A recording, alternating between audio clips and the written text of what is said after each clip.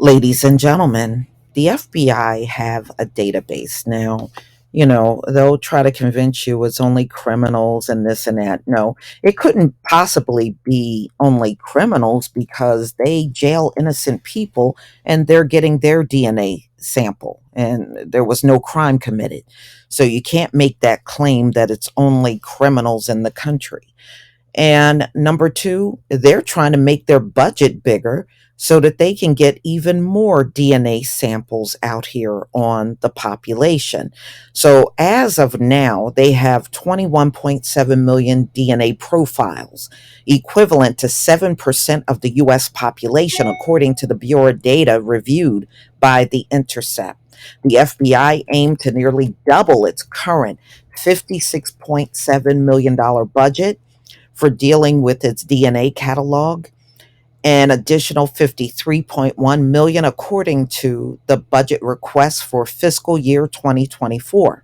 The requested resources will allow the FBI to process the rapidly increasing number of DNA samples collected by the US Department of Homeland Security. So they have been collecting on US citizens and jailed people since the 1990s, since early 1990s. And now they are also doing DNA on immigrants coming to the country.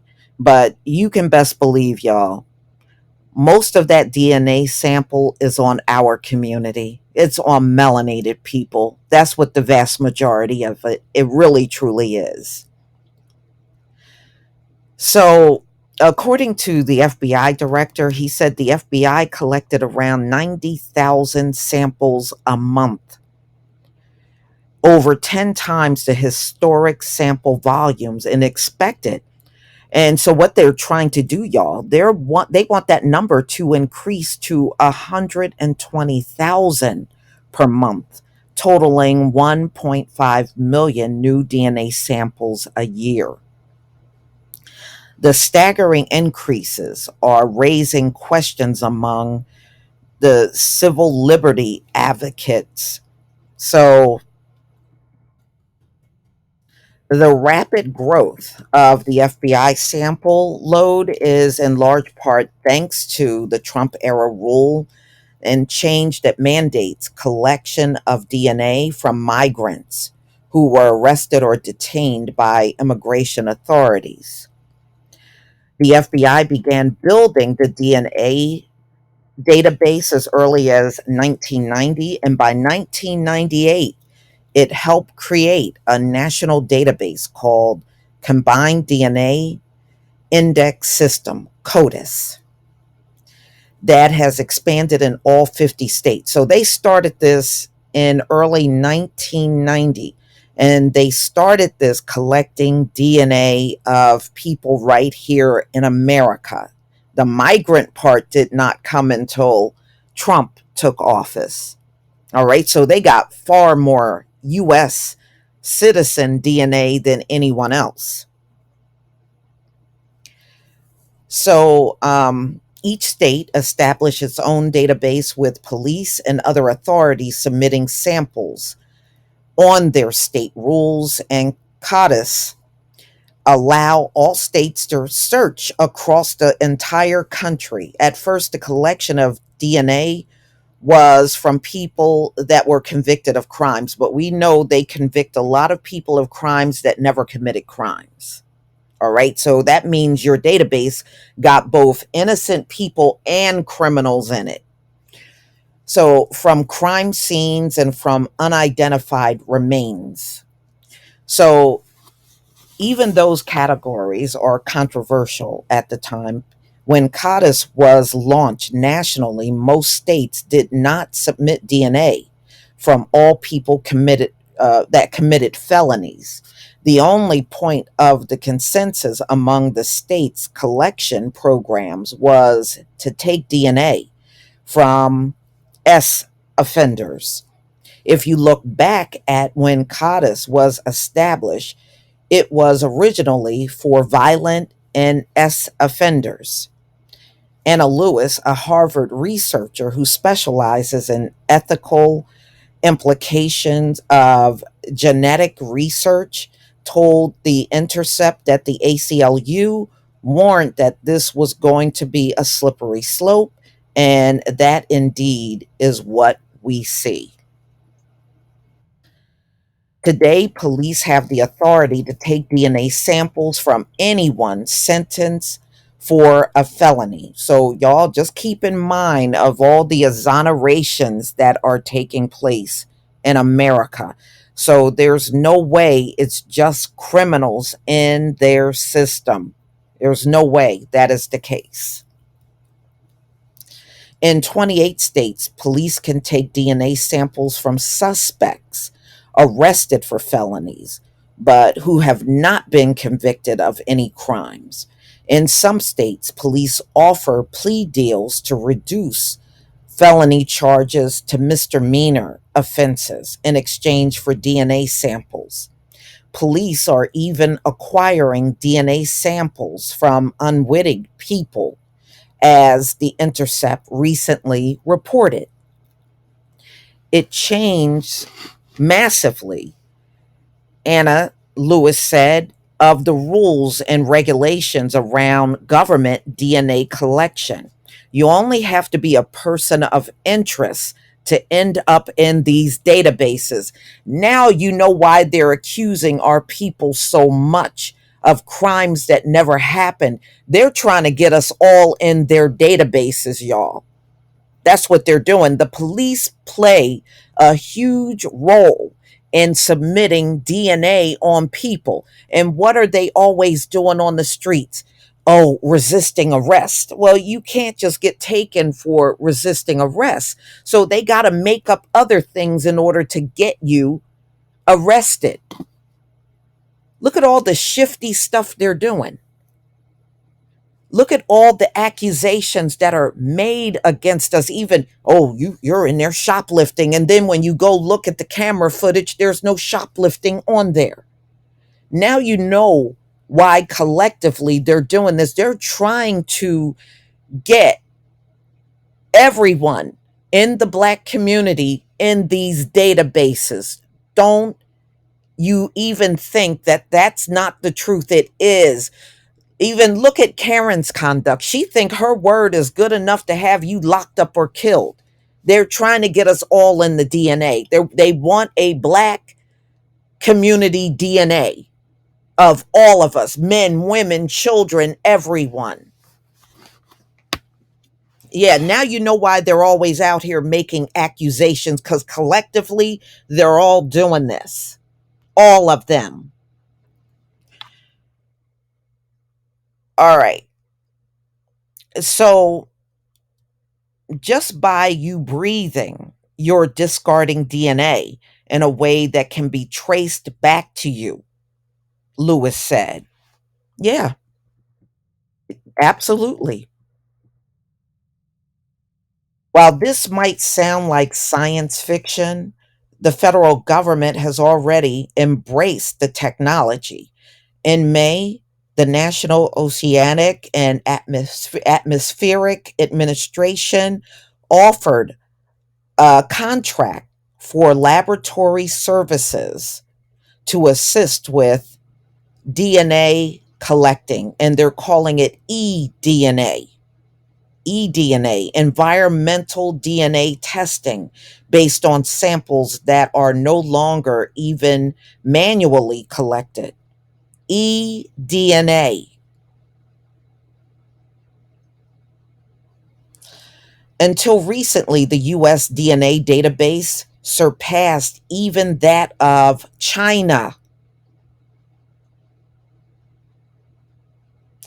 You know, it was a couple of years ago, I was hearing how the British had a collection of the Black men DNA and hair samples, and they were only collecting the DNA of Black men in Britain. And they got a big old collection. And they've been doing this the whole time in the US too. You know, they've been doing it the entire time. So, anyway, back to this. Until recently, the US DNA database surpassed even that of China, which launched a DNA collection program in 2017. That year, the BBC reported the US had about 4% of its population DNA, while China had about 3%. Since then, China announced it planned to aim collecting between 5 and 10% of its male population, according to a 2020 study cited by the New York Times. China has a record of abusing. Oh, America, shut up. You got a record of abusing here. I don't want to hear all that mess. I'm skipping over that. You got a lot of nerve talking about people abusing, and you do it here on a regular basis. You got some nerve. So the efforts have been aimed by American technology and expertise. In 2021, the U.S. intelligence community raised arms about China's widespread DNA collection, including foreigner genetic info. Yeah, but you're doing the same thing if you're doing the immigrants as well as the black community, because we know most of your DNA is us. And what is different from them, what they're collecting and what you're collecting? There's zero difference. It's zero difference. So, anyway, the changes detailed by the FBI director include shifts in statutory and regulatory requirements, with the bulk of new samples coming in from new policy mandate collections of DNA from people arrested. And who mostly get arrested and detained in this country, even if you didn't commit a crime? The black community. So they're talking about samples from people that are arrested or detained, and even those detained by U.S. Customs and Border Protection.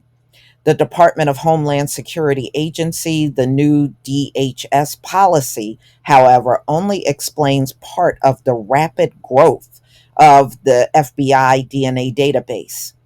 Whereas DNA analysis once had to be conducted in a lab by a cumbersome manual process of manually matching DNA strands that took months, the process has since been fully automated.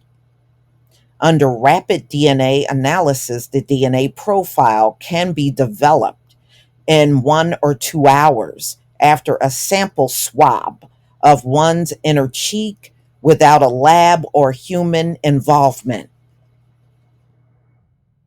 When surveillance technology gets cheaper and easier and faster to use, it tends to get used more and often in ways that are troubling.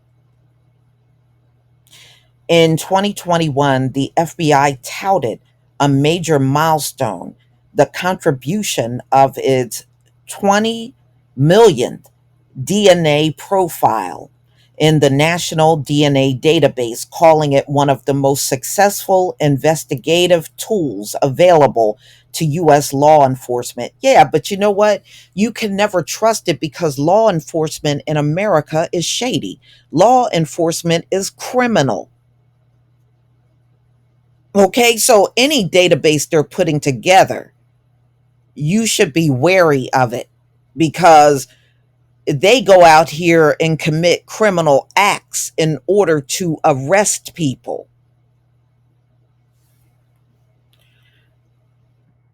All right. While DNA has played an important role in prosecuting crimes, less than 3% of the profiles have assisted in cases. That's not much. So, out of your big database, less than 3% of it is used in prosecuting cases. Wow. Okay. So, the Bureau's data reveals, by comparing fingerprints collected by the FBI from current and former federal employees, link them to crimes at a rate of 12% each year. The Bureau testified in 2004, when fingerprint technology was far less sophisticated.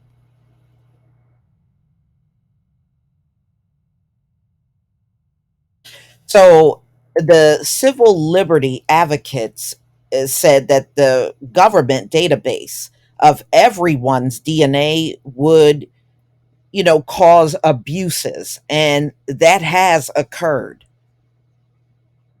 What, you shouldn't be shocked. These folks abuse everything. So the universal database really just would be subvert our ideas of autonomy and freedom and the presumption of innocence. It would be saying that it makes sense for the government to track us at any time based on our private information. Adding that DNA collection presents specific risk to privacy. Our DNA is personal and sensitive. It can expose our it says it can expose things like serious health conditions of not only yourself, your family member, and your ancestors. I mean, that's how deep they're trying to go in everybody's background. So the bulk of the DHS increases stems from sample collections from hundreds of thousands of migrants that ended up arrested or detained by customs and border protection. Now, y'all remember, they didn't start heavily doing this to them until Trump went into office. Prior to that, they were hitting up mainly our community. Make no mistake about it. So, anyway, with the end of Title 42, expulsions, and a pandemic era policy that allowed the U.S. to expel migrants without allowing them to apply for asylum, which finally expired weeks after April's statement to Congress. The FBI director said he expected the number of new samples to swell to 120,000 samples per month. 120,000 DNA samples per month. Wow.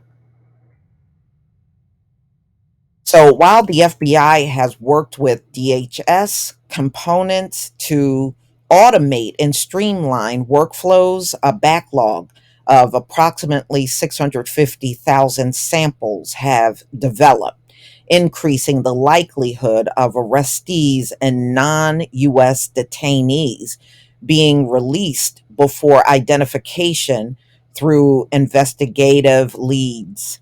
DHS initially sought to collect DNA from detainees in 2009, but the Obama administration exempted the department from collecting samples from non US detainees. The task would have been too expensive since Congress had not allocated funding for DNA collection. And so, they couldn't get the funding to do it back in 2009 at all.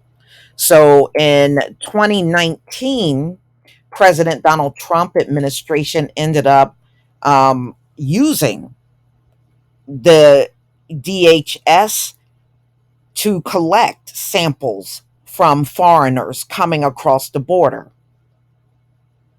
At that time, Trump's policy was widely condemned, including on the grounds that it could lead to widespread civil liberty violations. I mean, one thing I know about America don't care how they violate anything. They don't care. They talk all that violating talk, but at the end of the day, they done violated every policy they got in their laws. When did they really care? Now, they'll yammer about it, but every single violation has already occurred that they got in their laws and make claims, oh, that's a violation of this and violation of that.